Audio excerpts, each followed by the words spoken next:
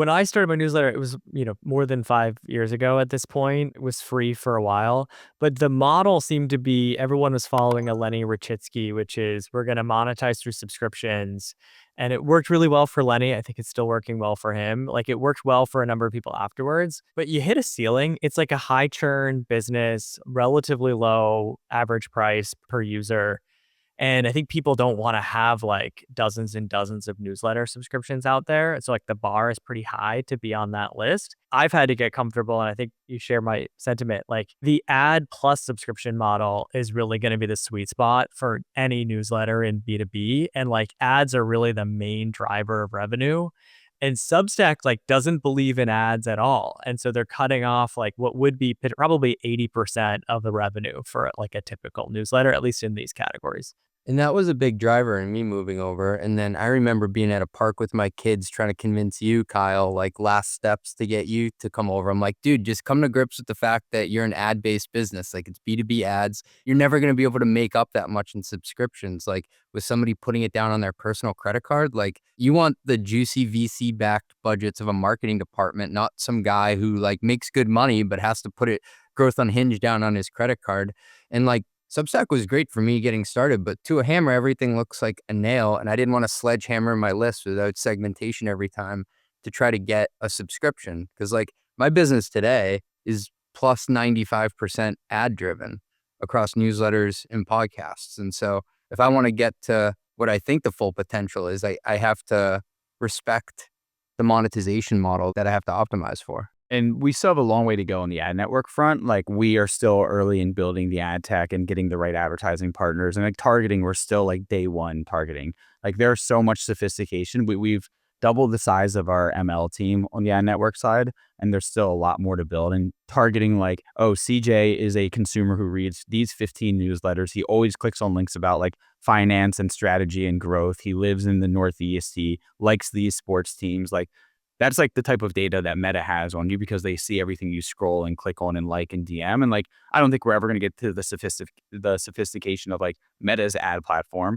But like right now, email as a broad category is so dumb. And we have so much data kind of sitting in this like God mode of all of these newsletters on the platform and all of the readers who subscribe to multiple different newsletters.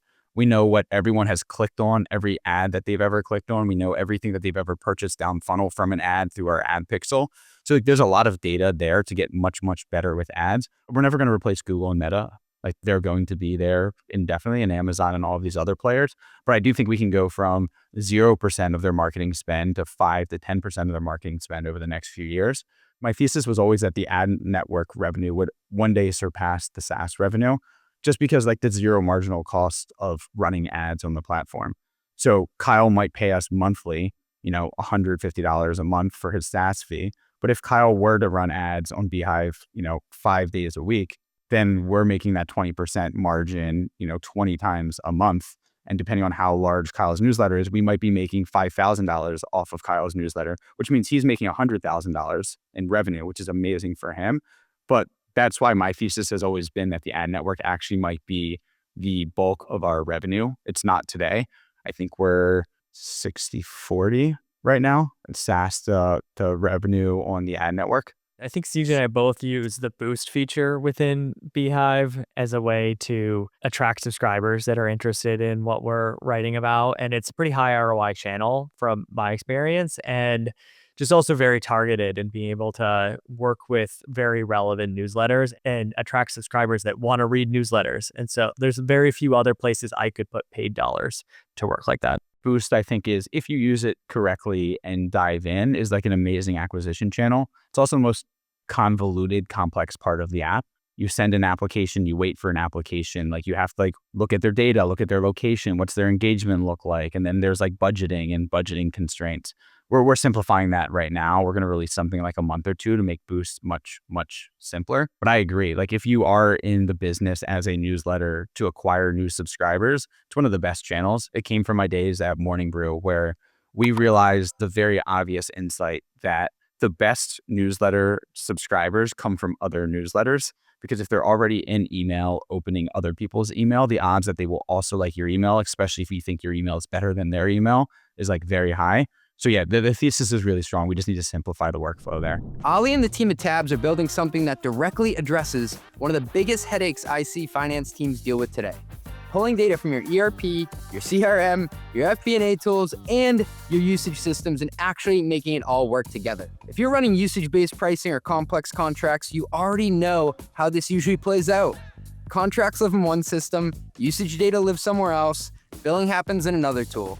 RevRec gets layered on top at month end, and finance ends up just reconciling everything by hand to close the books. This is exactly the problem Tabs was built to solve. Tabs is an AI-native revenue platform built for controllers and CFOs. It brings together data from your ERP, CRM, and real product usage into a single system of record. From there, it automates billing, collections, and revenue recognition without finance having to duct tape workflows together every month.